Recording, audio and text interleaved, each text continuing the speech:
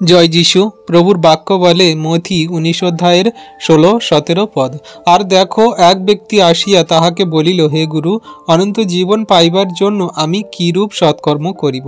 তিনি তাহাকে কহিলেন, আমাকে সৎ এর বিষয়ে কেন জিজ্ঞাসা করো? সৎ একজন মাত্র আছেন, কিন্তু তুমি যদি জীবনে প্রবেশ করিতে ইচ্ছা করো তবে আজ্ঞা সকল পালন করো। বিশ্বাসী সন্তানরা, এই কথাই প্রভু আমাদের সর্বদা বাক্য দ্বারাই বলছে।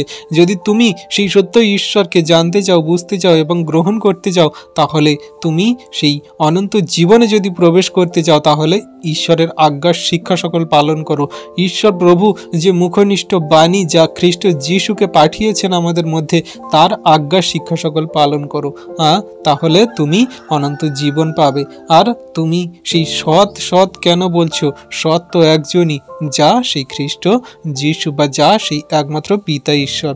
তো সেই আমরা সেই একমাত্র ঈশ্বরের যোগ্য সন্তান রূপে অনন্ত জীবনে প্রবেশ করতে চাই, তাহলে তার আজ্ঞা শিক্ষা সকল যেন আমরা পালন করি আর সেই মতো যেন কার্য করি। তাহলে ঈশ্বর প্রভু সর্বদা আমাদের অনন্ত জীবনের জন্য আশীর্বাদ অনুগ্রহ করছে। হালেলুয়া।